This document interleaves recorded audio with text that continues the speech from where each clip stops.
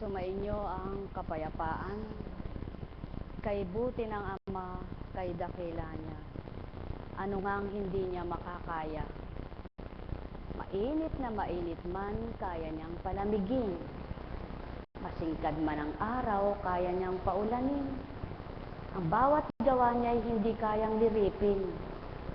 Kaya't ang bawat anak niyang sa kanya'y maghahanap, tuwirang makasusumpong ng liwanag, madarama nilang tuwirang siya'y walang hanggan kung mag-alay kanino man.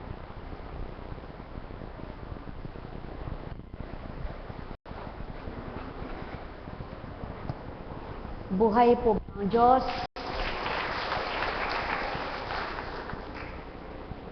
Tingnan niyo po, umuulan, subalit pinapawisan kayo, ano? Mainit ang hulab. Kanina mainit ang araw, ngayon umuulan. Sino po bang makagagawa niyan? Sabi ko po, habang naroon, tingnan mo nga ako yung mga nakatabi-tabi na yon. Puro ka ako sila nakadilaw, isa lang ang hindi. Umalis yung isa. Color of the day. Yellow. Liwanag, ano po? At sabi ko, tingnan mo ka ako. Sa hilera na yung kako, napakasingkad nung dilaw na yung kulay. Pero, nasa unahan sila. Panginoon at Ama ko. Tingnan niyo po, kung pangungunahin nyo lang sa inyong sarili ang liwanag, meron po bang madidimlan? Wala. Ambing sa hilera na ito ba, pumalit na dilaw, puti. Kalinisan naman, ano? Tatlong nakadilaw, tatlong nakaputi. Buhay po ba ang Diyos? Napakabuti ng Ama, patas na. Sa pamamagitan ng tatlong persona, dulot ay liwanag at kalinisan. Kaya sa inyo pong lahat, patnubayan kayo ng liwanag ng Ama. Buhay po ba ang Diyos? Napakabuti ng Ama, napakadakila niya. Walang kapantayang paghahari niya. Buhay na kumikilos sa bawat isang anak niya, kaya't kung nanamnamin lamang ang kaloob niya, sino ngang malulumbay na nilalang? Wala po, ano? Dagdagan niyo po ang karunungan niyo bukas, magsimba kayo.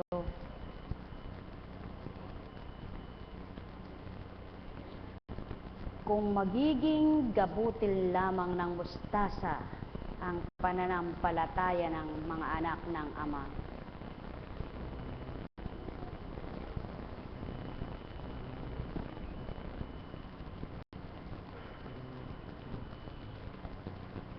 humango po tayo mula kay Lucas.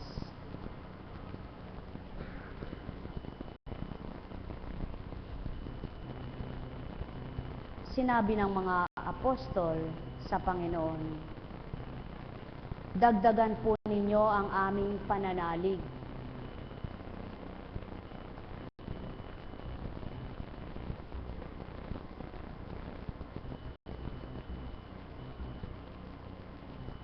Itinugon ng Panginoon, kung magiging sinlaki man lamang ng butil ng mustasa ang inyong pananalig sa Diyos, masasabi ninyo sa puno ng sikomorong ito, mabunot ka at matanim sa dagat, at tatalima ito sa inyo. Sa paglalakbay ni Jesus patungong Jerusalem, nagdaan siya sa hangganan ng Samaria at Galilea.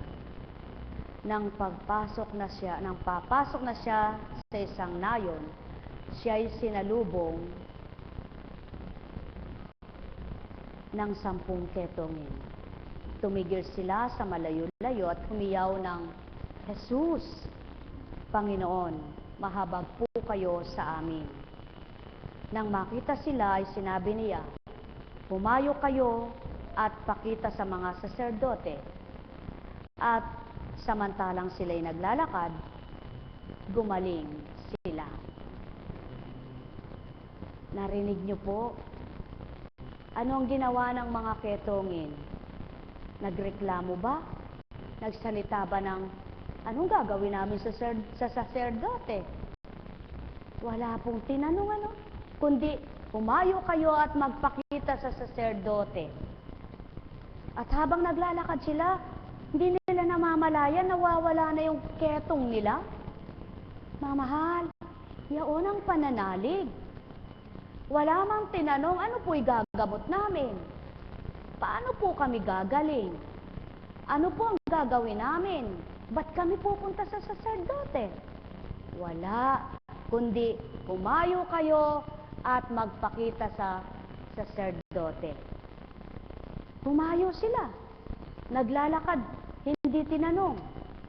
Subalit, hindi tinanong kung ano ang gagawin, bakit sila tutungo doon, ano ang sasabihin. Wala, kundi ang sinabi ng Jesus, humayo kayo at magpunta sa saserdote. Pagdakay naglakad na sila. At habang naglalakad, napansin nila wala na silang ketong. Ano ang nakapagpagaling? Ang kanilang pagsunod, pananalig, na walang alinlangan, nang itinurang humayo kayo at magpunta sa saserdote. Humayo. Hindi tinanong, anong gagawin po namin doon? Mga mahal, kung magiging isang butil man lamang ng mustasa ang kahambing ng inyong pananampalataya, anong sinabi sa banal na aklat? Mabunot ka at matanim sa dagat at tatalima iyon. Sa makatwid, kahit pala yung puno na sa pananalig mo, mabubunot. Ano ibig sabihin nun? Mabubungkal yung lupa? Tataob yung puno? Magtutumba yung puno? O kaya mismong mawawala sa pagkakatanim at mabubunot yung ugat? Hindi. Hindi gayon ang ibig sabihin, mga minamahal ko.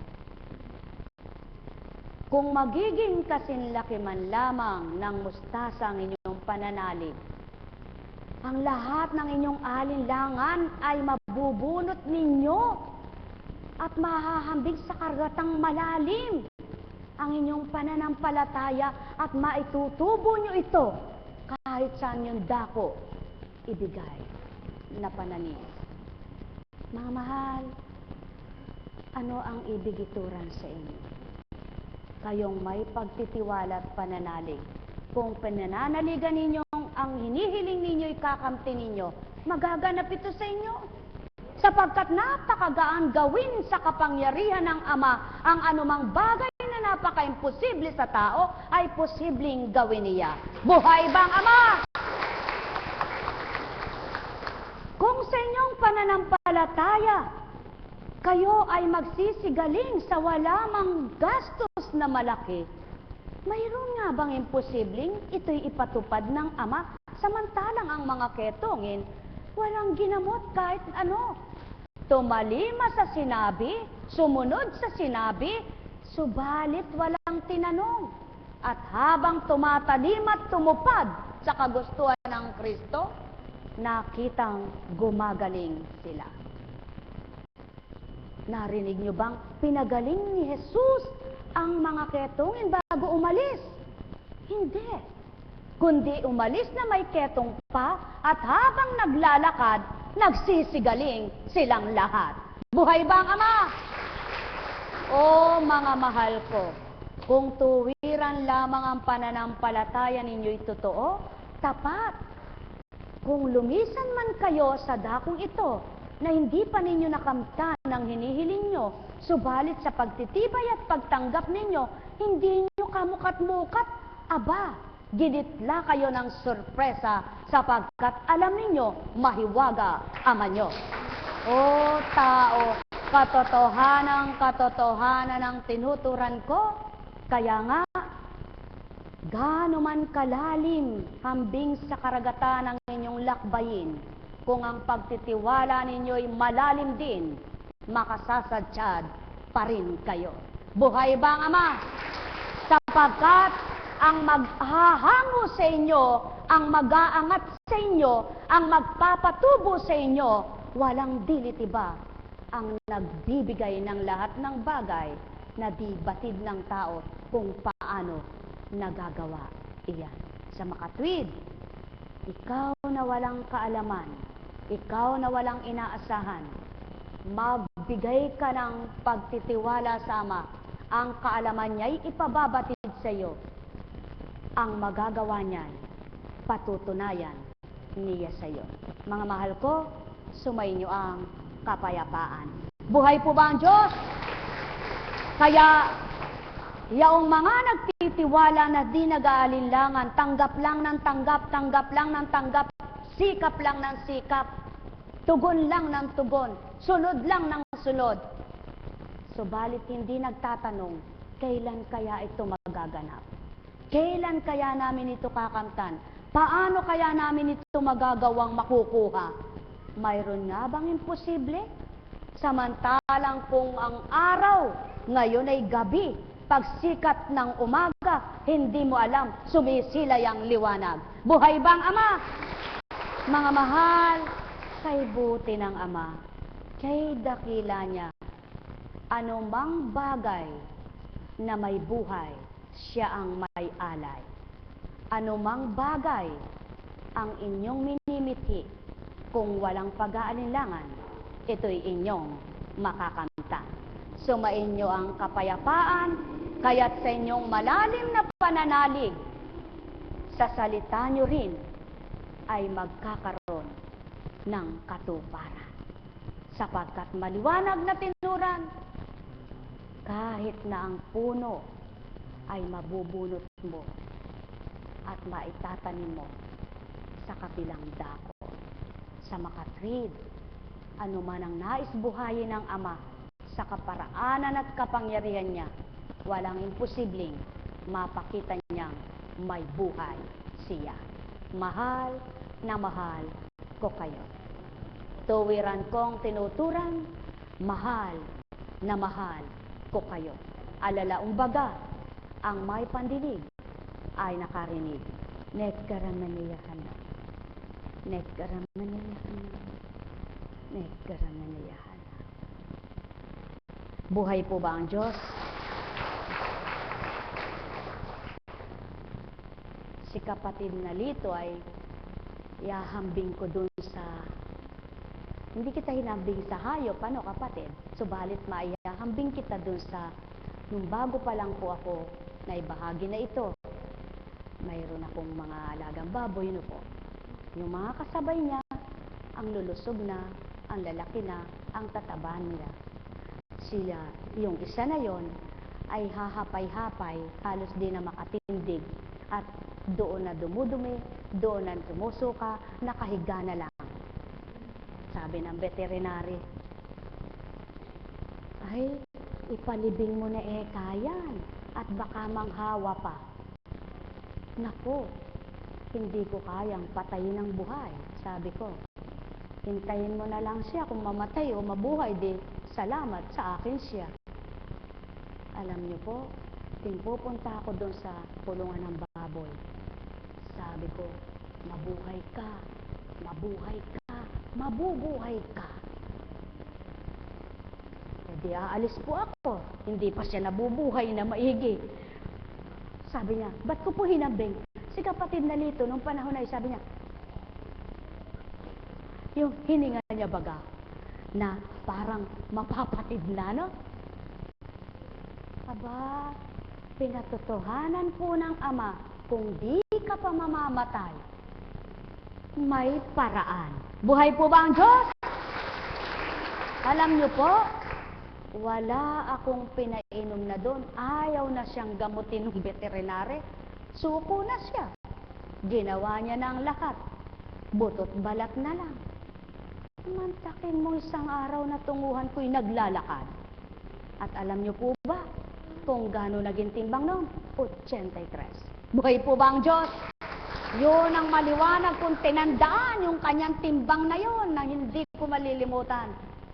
Napakalaki ng kinita. dahil ilang halos buwan hindi siya kumakain. Aba, hindi ako nalugi. Buhay ba ang ama? Mga mahal, ano ang ibig sabihin ng ama? Kung minsan ingat ka na ng ingat, ingat ng ingat, sabi ng mga may diabetes. Ay, sabi, bawal akong kumain yan, bawal akong kumain yan, bawal ako. Ba't ka namamayat? Dinadayat ako. Nanlalambot na nga ako. Ba't nga hindi ka man lalambot? Kung wala ka nang kinakain, kumain ka miyat niya, konti-konti lang, wag lamon. Buhay bang ama? Buhay po bang ama? Binigay ng ama yung mga prutas, binigay niya yung mga pagkain, kaya lang hindi niya binigay lamon, kain lang, tikim. Buhay ba ang ama? Mga minamahal, maliwanag ng panahon ni Pedro, pinakita lahat sa kanya yung mga dapat kainin. At sinabi, sulong kumuha ka na dyan at papatay. Ayaw niya dahil nung unang panahon, doon sa bunang tipad, may mga dapat kainin. Yung mga biyakang kuko, yung mga ganon, hindi dapat kainin. At nung panahon na yun, hindi kakainin ng baboy.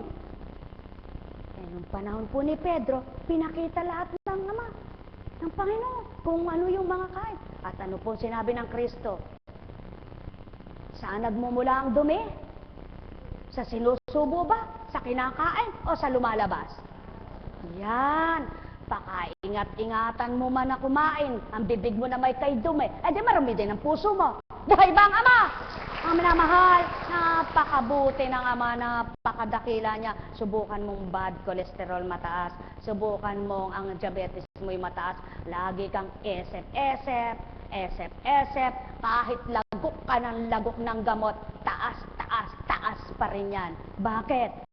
Hindi nakukuha yung sa gamot. I-relax mo yung isip mo. Magre-relax din ang diabetes mo at cholesterol. Buhay bang ama? Kaya po, Kunching, ba't hindi po nawawala? Abay, tanungin mo sa sarili mo. Buhay ba ang ama? Mga minamahal. Sige. Pag sinabi sa'yo, huwag kang kakain ng sitcharon. Ibig sabihin huwag kang lalamon. Pero titikim ka lang. Baka isang supot gusto mong ubusin, masarap. Talagang hindi yan kain, lamon. Buhay ba ang ama? Mga minamahal. Yan ang tao mahilig lumamon. Lumamon, hindi kumain. Ano po ba yung lamon? Yung taong mahilig sa mga chat, lamon ng salita. Sinong nakakawawa? It's freely ring gawa. Buhay ba ang ama? Ang minamahal, napakabuti ng ama upang matupad ang kanyang salita. Isa buhay na may gawa. Kung salita lang ng salita, pag-aaralan ng pag-aaralan, kulang sa pagsasagawa, walang kapangyarihan na makakamtan sino man. Bakit? Sapagkat ang salita ng ama ay nabubuhay sa mga taong sa kanya'y nagtitiwala, naniniwala, nananalig, nananampalataya na may kalakip na gawa. Mga mahal, ano ang gagawin ninyo para mabuhay ang salita? Manalig na may kalakip na gawa. Kapag sinabi sa inyo, manalig ka, makakahulagpos ka. Tumalikod ka mang nagsasalita ang isip mo, dapat ang sinasabi, nananalig ako, inaangging ko, hindi yung, paano kaya mangyayari? Napaka-imposible naman ikaw mangyari. Buhay ba ang ama? Para mo nang sinabing, walang magagawa ang Diyos mo. Para mo nang sinabing, patay ang Diyos mo. Para mo nang sinabing, bingit bulag ang Diyos mo. Bakit mo siya tinatawagan? Di mo pala siya kilala. Kilalanin mo muna siya para makilala mo ang gawa niya. Buhay bang ama? Mga minamahal, pawang katotohanan ang tinuturan ko, kaya napakaliit ng mustasa, ba't hinambig niyaon? Sapagkat sa maliit na buto ng mustasa, pag itinanim ito, napagsasalayan ng ibon kapag ito'y nagdahon. At ang kanyang mga bulaklak, diretso. May nakita ba kayong bulaklak ng mustasa na pasanga-sanga? Diretso ang bunga niya. Dibaga? Sapagkat sa maliit niyang buto, diretso siya sa pagtubo. Buhay ba ang ama? Mga minamahal, katotohanan ng sakit tinuran. gusto nyong mapatotohanan, humanap kayo ng puno ng mustasa. Pwedeng pagsalayan ng ibon sapagkat may lumalaki ang mga dahon. Lumalapad ang mga dahon, kaya pwede mong gawing salayan ng pamaypay. Buhay ba ang Ama? Mga minamahal, napakabuti ng Ama, napakadakila niya. Sinong kumakain ng mustasa? Burong mustasa, pansigang na mustasa, ginisang mustasa. Sa maliit na buto niya, ang daming gamit sa kanya. Kayo, kung ang inyong pananampalataya ay matutulad sa bunga ng mustasa, na malabay, diretso sa Ama, mapagsasalayan din kayo ng galak at kapayapaan. Buhay ba ang Diyos? Buhay ba ang Diyos? Mga minamahal, sumainyo ang kapayapaan. Oh, tingnan naman ninyo kung ano ang iuulat bukas. Karagdagan para maragdagan ang inyong karunungan at patotohanan sa inyo, iba-ibang pahayag. Kung ang makikinig ay marunong, isa lang patutunguhan yon. Magpakalalim ka ng pananalig mo, magpakatotoo kang dumiretso sa Ama mo, at makikita mo ang hiwaga niya sa buhay mo. Buhay ba ang Ama? Mga minamahal, sumainyo ang kapayapaan, pagharian kayo. Kaya nga yung sinabi, tataningan ko kaya 3 buwan na lang. Yung 3 buwan, ilang taon pa. Lagi niyo pong aalalahanin si Ezekiel. Maliwanag na tinuran ng Ama kay Isaias, habilinan ng kanyang bayan at mamamatay na. Ilang taon pa ang dinagdag? 15 taon. Sa makatwid, ang ngayon ay mamamatay na, maari palang pahabain pa. Paanong mangyayari yan? Ayon sa nakikitang ginagawa mo, tao. Pahabain ba yung buhay mo kung kasama mo araw-araw? Gusto ng Ama, mawala na yung masama, patayin ka na niya. Buhay ba ang Ama? Mga minamahal, araw-araw binibigyang pagkakataon ng Ama ang tao para makapagbagong buhay. Araw-araw may panahon siya, may oras siya, may handog siya.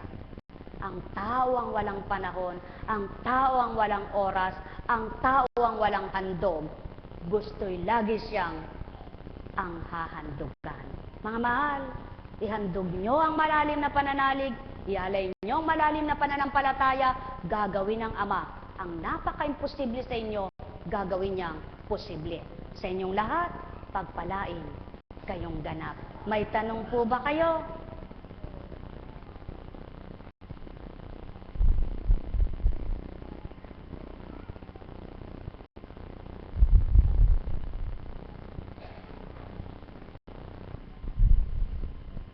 Kung papagutom, papalipas ng gutom, ano?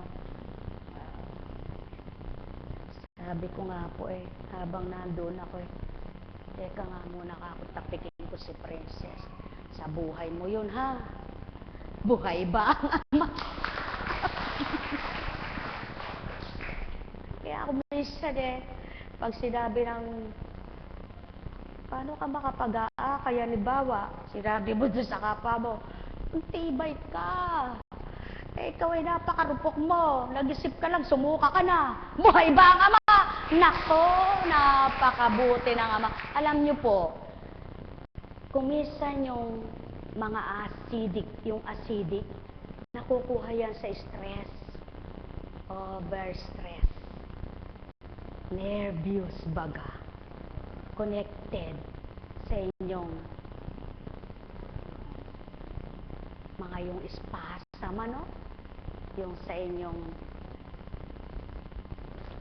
mechanism, konektado sa bato yan, konektado sa, kaya yung mga may diabetes, pumapayat, konektadong isip, konektado sa puso, konektado, kaya po, Kuncheng, siyempre, konektado lahat yan, ano po? Eh kayo ba, yung utak nyo saan konektado? Sa lupa. Eh, hindi po. Pag yung utak mo konektado sa lahat ng bahagi ng katawan mo, buhay ba ba ang Diyos? Tama po ba? Alam namang ang utak mo nasa bungo. Tapos nasa talampakan lang yung konektado nun. Aba, hindi ka mabubuhay. Buhay ba ang Diyos? Mga minamahal, napakabuti ng Ama. Kaya, yung mga may pera, tama na. Huwag na kayong isip ng isip sa pera. Pera, pera, pera. Gawin yung tama at maganda sa buhay nyo ang pera para makinabang kayo habang buhay kayo. Magpasaya ang pera sa inyo. Eh kung minsan po yung pera, problema pa, no? Nagbibigay, ay, basahin nyo nga po yung nasa Biblia. Yung ekang buhay, lasapin mo. At yung nasa sa'yo ekay makapagpaligaya, hindi makapagbigay ng problema. Buhay ba ang Diyos?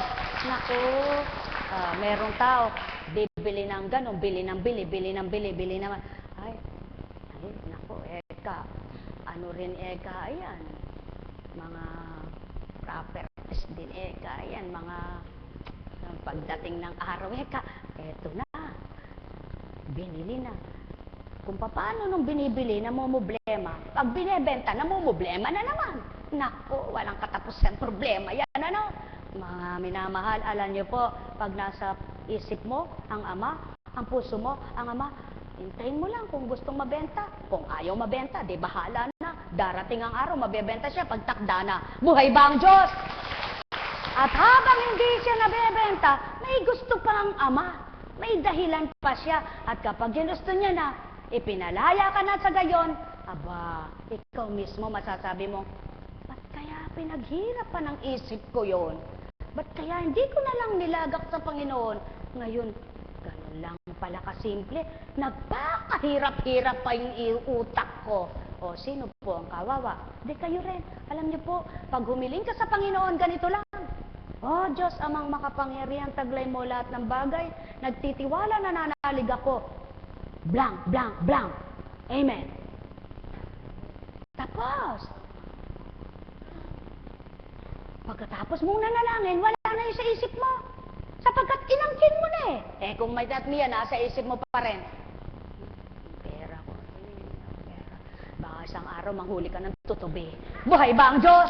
Mga minamahal, totoong totoo po. Totoong totoo.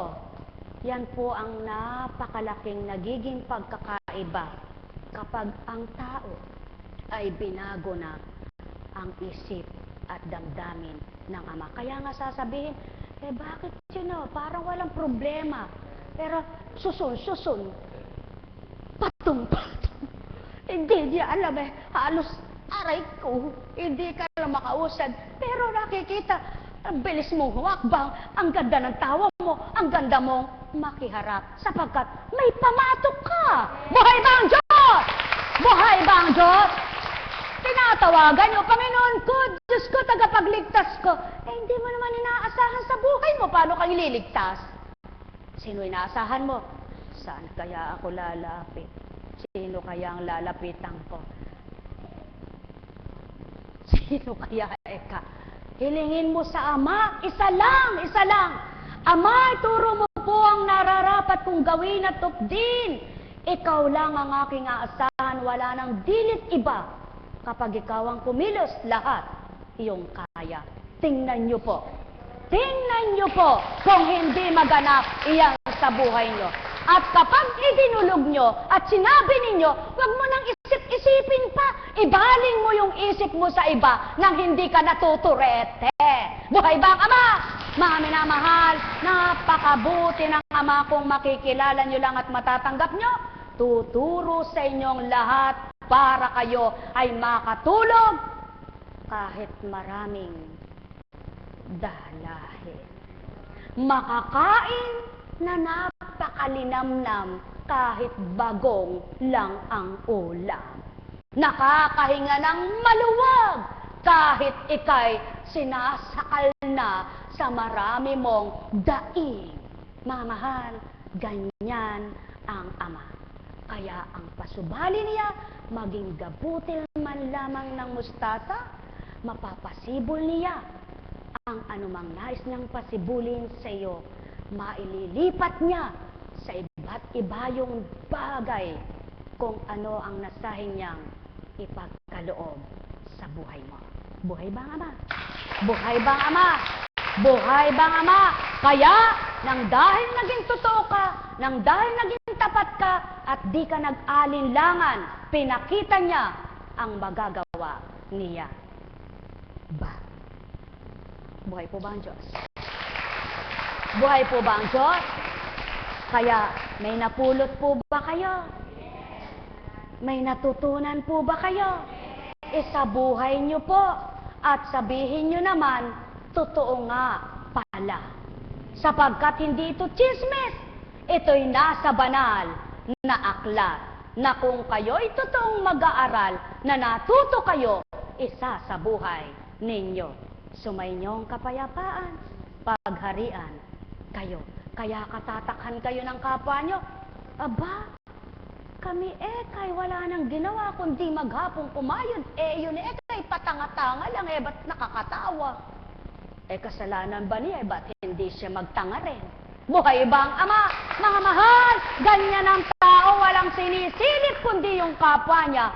Bakit hindi niya silipin ang sarili niya? Nang makita niya kung anong butas niya at nang tagpian at di matuloy na mawara. Buhay ba ang Ama? Mga mahal, katotohanan ng sakit tinuran, sumainyo ang kapayapaan. Nagkaramaniyahan na. Nagkaramaniyahan na. Nagkaramaniyahan na. Buhay po ba ang Diyos? Totoo po ba yon? Aba.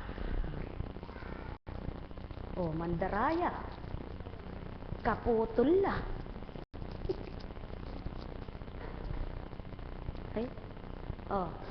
Ayun binuksan na. Ayan. Nako, ayan kinin mo na, bukas na. Nakamtan mo na. Buhay ba ang Ama?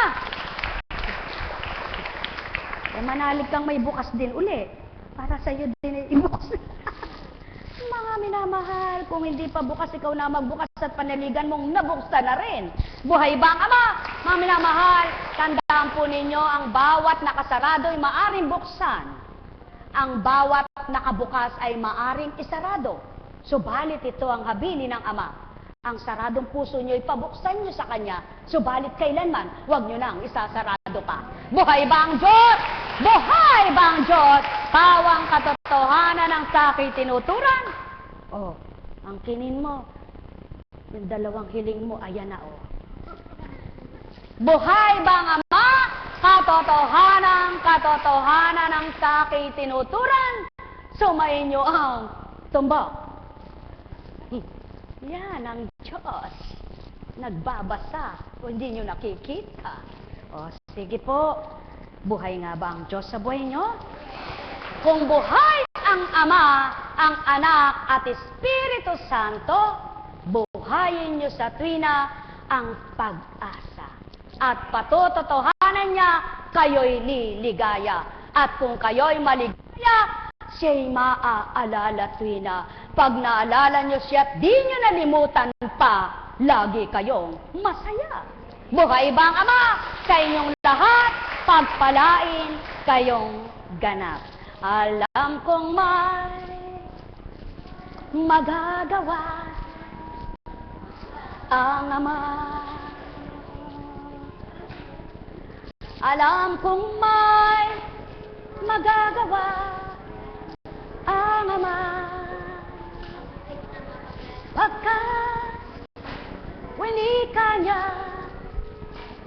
manahalik ka na. Bawat araw ako sa inyo naghihintay. Alam kong di ringgin kayo ng Ama. Mga iba't ibang bansa, mahal na kapatid na LP, mahal ka ng Ama. Kapag nakikita mo yung mga pasyente dito, mga naka-wheelchair, kapatid na Agnes pala, ipaliwanag mo kapatid na LP kay kapatid na Agnes. na sabihin mo sa kanya na mas mapalad pa siya sapagkat siya kahit papano may pera kayo. Sila wala. Walang pera, naka-wheelchair pa, may taning pa. Kaya mapalad pa rin siya. O yan, pinatawa na kita ha. Guten Morgen! Sa inyong lahat, kapatid na aw. O saluhin mo yung para sa'yo. Yan, bumalandra. Ako yun, pasok na pasok. Panaligan mo. Ikaw na ang maghari sa damdamin ng Ama at maghahari rin siya sa iyo. Tandaan mo, walang lingkod na pinabayaan ang Ama. Walang nakilala niya ang katwiran ng Ama na di binigyan ng malawak na pangunawa siya. Lagi mong tatandaan, walang malayo, lahat ay malapit. Lahat ng kumikilala sa Ama, hindi kailanman mapapalungi siya. At kailanman lingkod at hindi lingkod may dinaranas. Subalit sa kabila ng mga pinagdaraanan, kung matibay, malalim ang pananalig sa Kanya, tunay na ang mga hindi kayang gawin ng tao ay magagawa ng Ama. Kayong lahat, mga minamahal ko, ikaw na kapatid ko, na kinikemo, manalig ka. Sa bawat pagkemo sa iyo, hindi namamatay ang good cells, ang pinapatay lamang ay ang cancer cells. Upang patuloy na sumiglang mga immune system bodies mo at patuloy na makamtan mo ang tunay na kagalingan at isang araw ay masilayan mo muli ang dambana. Katotohanan, malayo man kayo, subalit kung ang puso nyo'y malapit sa Ama, daig nyo pang mga naririto sa bansang Pilipinas na nasa dambana. Subalit, ang lahat ng ito ay kaganapang makakamtan ninyo kung tunay at tapat ang pananalig sa Ama. Tulad ng ketongin na hindi man nagsalita, anong gagawin namin? Kumayo upang humarap sa saserdote at habang lumalakad nakakamtan ng kanyang kagalingan. Ang kanilang kagalingan. Ano ibig sabihin nun? Lakarin mo ang tuwid na daan. Tahakin mo ang tamang katwiran. Daanan mo ang tumpak na pamamaraan ng Ama. Ipagkakalob niya ang tunay na kagalingan. Anumang uri ng karamdaman, walang imposibleng siyang dakilang manggagamot. Sa inyong lahat, pagpalain kayo. Alam kong may magagawa ang Ama. Alam kong may magagawa ang Ama. Pagkat winika niya, manalig ka na. Bawat araw ako sa inyo may nakalaan. Mayroong magandang mangyayari sa inyo. Manalig, umangkin at tanggapin. Buhay po ba ang Diyos? Oh, lalo pa kayong mamukadkad sa kagandahan, sa kalusugan, sa kalakasan, sa pagpapala na walang humpay. Sapagkat ang Ama ay tunay na mahiwaga, dakila sa lahat. Buhay po ba ang Diyos? Bango ng buhay, Kanyang ibibigay. Liwanag na taglay, dulot niya kailanman. Kaya't ang sino mang sa Kanya'y may katapatan, kailan may di niya pababayaan. Tamang may pinagdaraanan, subalit hindi napaparamang pag-asa, doon nasisilayan, tapat sa tuwina siya. Buhay ba ang Ama? Buhay ba ang Ama? Buhay ba ang Ama? O mga mahal, magnilay, magbulay, magtantong, tuwiran. Nako. Buhay nga po ba ang Diyos? Sa inyo pong lahat, humingi ako ng paumanhin, bukas po, please. Walang magte-text sa akin. Walang tatawag, sarado po cellphone ko, sarado po yung mga cellphone ko, kaya please lang po, mag-text na lang kayo sa Martes. Mayroon po akong obligasyon na dapat ay tapusin namin ni anak na Arlene. Kaya po, sasarado po namin yon dahil ayaw ko pong maistorbo. Ano po? Ayaw ko pong maistorbo, kaya wala po akong marireceive. Huwag po kayong magtatampo. Baka po mamaya ay nag-text ka ako, di ako sinagot. Ay, ba't kaya tumatawag ako Hindi po, ano po, kasi po kailangan nang tapusin at isasubmit na po yun sa Martes. Kaya kailangan na po naming matapos. Hindi po talaga kami makapag-concentrate. Hindi po talaga po pwede dahil laging may istorbo. Kaya pag wala na sa konsentrasyon, gagawin mo na lang yung iba. Kaya hindi po pwede. Kaya sa inyo rin po yun. Pakinabang din po ninyo isang araw. Darating po yun kung ano yun. Basta ang mahalaga, lagi kayong umasasama. Oh. Nasaktan ba? Manalig kayo. Magtiwala kayo. Sapagkat ang Diyos Ama ay pag-ibig. Sa Kanya po kayo mag-text panandalian.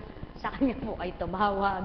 Mahal na kapatid, pag hindi kita nasasagot, marami akong, pag tumunog yung isa, pag sinasagot ko yung isa, may sumagot yung isa, sinagot mo yung isa, may pumasok na isa, ay hanggang napalalim na yung sayo, hindi na uli. Pag kinalkal uli, tsaka pa lang makikita yun. Ganun po nangyayari Alam niyo po, niling ko sa Ama, kahit hindi ko po kayo masagot sa mga text ninyo, paligayahin niya kayo, pasayahin niya kayo, pagpalain niya kayo, pakinggan niya kayo, at kayong lahat ay maging maligaya sa buhay may hininga. Dahil pagka buhay patay, hindi po pwede. May buhay na hininga. Buhay po ba ang Diyos? Pagpalain kayo sa pangalan ng Diyos Ama, Diyos Anak, Diyos Espiritu Santo. Magsihayo kayong may galak sa puso nyo, maging maliwanag sa inyo ang katotohanan na ang Ama, lahat sa inyong kahilingan ay kaya niyang ibigay kung ito'y batid niyang makabubuti sa bawat isa. Kaya nga, kung kayo'y humihiling, lagi ninyong namnamin at taimtim na tuwiran, huwag nag-aalinlangan na ito'y kakamtin. Pagtiwalaan ninyo na anuman ang sa inyo ay niloob, pinahintulot na inyong pagdalisay na tinatawag na sa inyo'y nakakamit. Lahat po na yan ay mahuhulagpusan sapagkat walang bagyo sa buong panahon. Pakatandaan ninyo, at kung mayroon mang maluwat na hindi nagbubunga, at kung mahahambing ka naman sa niyog na kapag nagbunga, sagumpol, tangkay-tangkay, buwig-buwig baga, abay kay dami mong pakinabang habang nabubuhay. At kung maluwat-luwat naman na hindi ka pinagbibigyan, huwag kang magsasawa. Isang araw, makikita mo ang lahat ng hiniling mo, yung pala'y narinig ng Ama.